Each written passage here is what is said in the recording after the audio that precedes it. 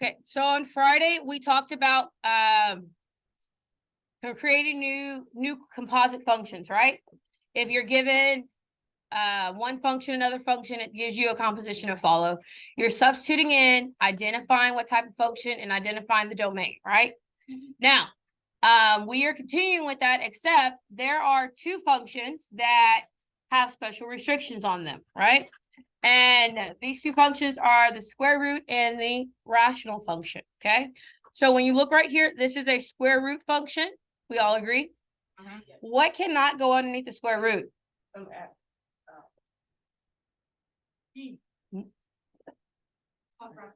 No. A negative. You cannot have a negative number underneath the square root.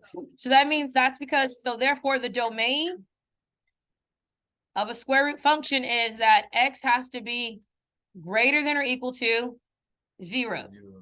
So it starts at 0 and then continues to infinity. And that's for any time you have a square root. Now, this guy is called a rational function. So this is a rational function. Okay, as you can see, a rational function means that there's a variable in the denominator. What can you not have in the denominator?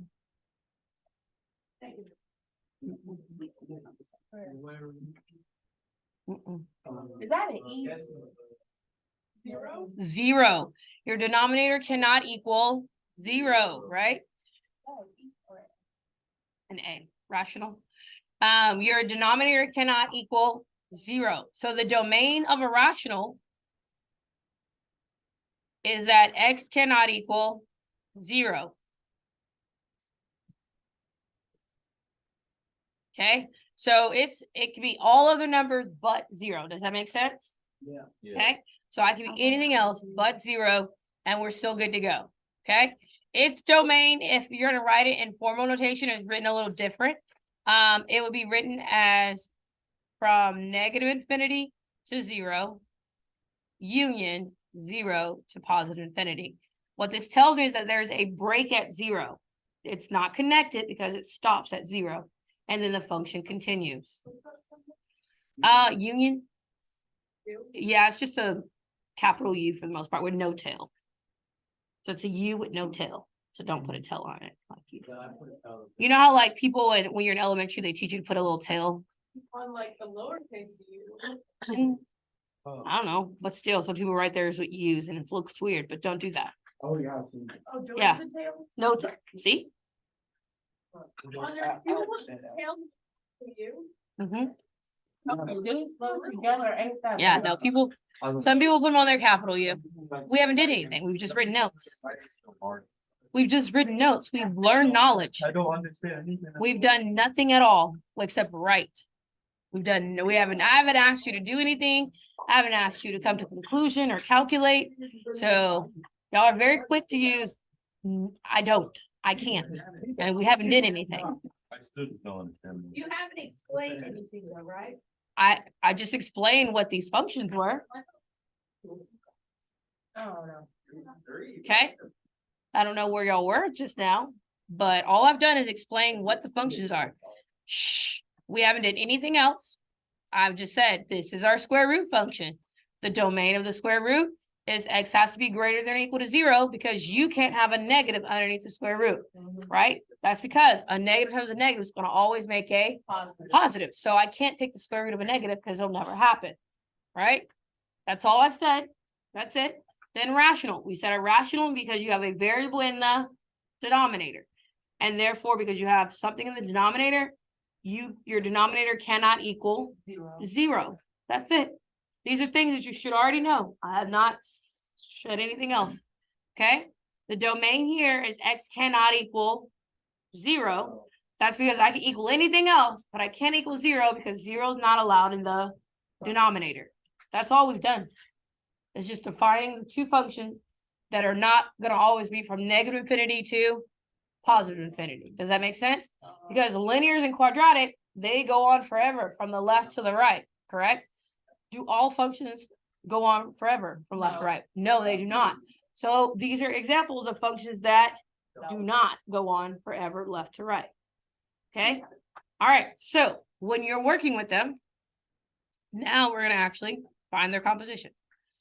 So when you're working with them, if I'm looking for G of F of X, or if I'm looking for F of G of X, they're not going to be results that go on forever. Does that make sense? Because I'm creating it from functions that already have restrictions. Okay, so like composition, we said we start from the inside, right? So on the inside, what am I substituting in? F of X. Well, I wrote F of X instead of H. You never saw that? It's an H. Your eyes are playing tricks on you. Nope. This was always an H. Are you sure about that? Yep. Positive? Mm-hmm. Oh, it wasn't it? It was always an H. No, but why do? Oh, so we just woke up. Because our functions are called G of X and H of X. No, but why don't we do G? Because we're going to do the examples of composing them together. It is. Okay. So we're going to start on the inside. So we have G composed of H of X. So that means I'm replacing the X of G with 1 over X. Whoa. Crazy. It's literally, remember, we substitute, simplify, substitute, simplify. So the inside tells me what I'm substituting. So H of X is equals 1 over X. So I'm just literally substituting that in, right? And now I'm going to go to G of X and I'm going to substitute that in. So instead of it just being an X underneath the square root, it's going to result in the square root of 1 over X. Whoa. That's my composite function. Crazy.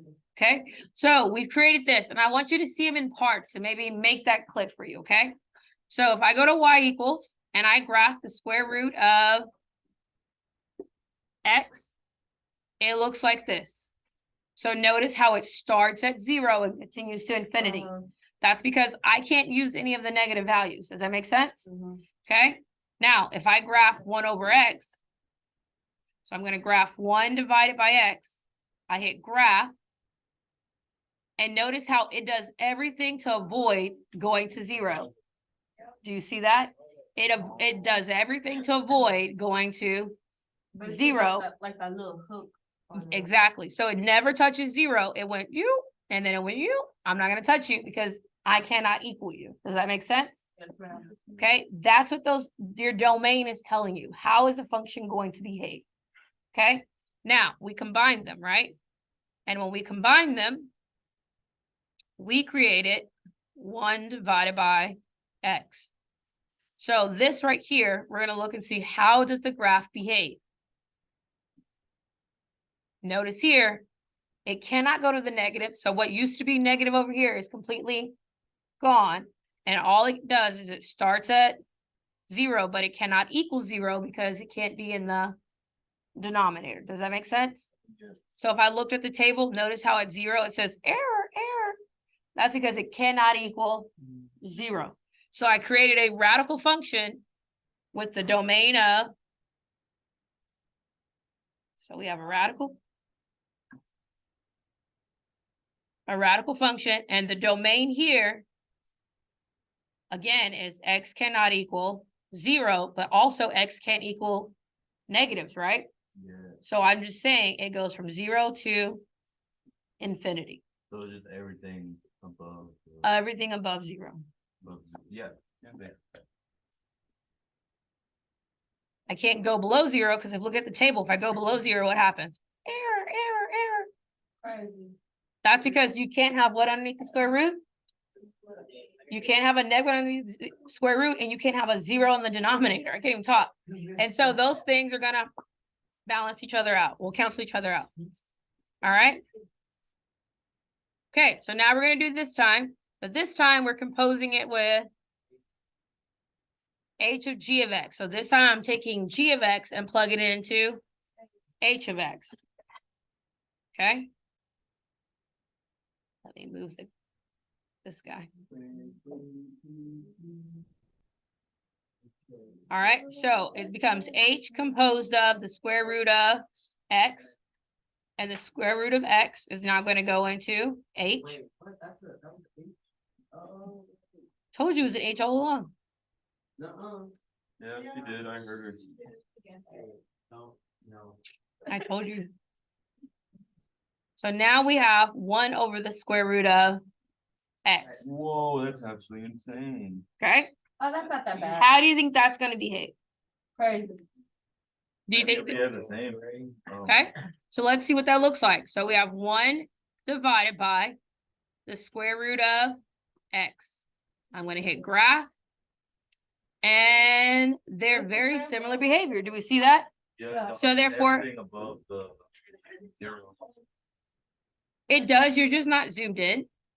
So it's getting as close as it can to 0, but will it ever touch 0? No. No, so I'm at like 0.111111, and then I'm at 0.000001, but I'll never ever actually touch 0. Why does it like? Why does it stop? It's not stopping, it's just that you're zoomed, if you zoom in more. So let's say I keep zooming in around 0. No, not at 0, like above, like it doesn't, it's like just stop right here. Because your y values will never get lower than 0. But your y values aren't gonna cross this line either.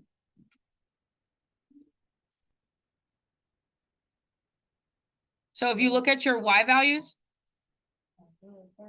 so I'm gonna look at y, they're just gonna keep getting smaller and smaller and smaller and smaller, but they're gonna never actually get to 0. So both of them never equal 0? So So my x basically- and my y will never equal 0. So basically, this thing's just being bipolar.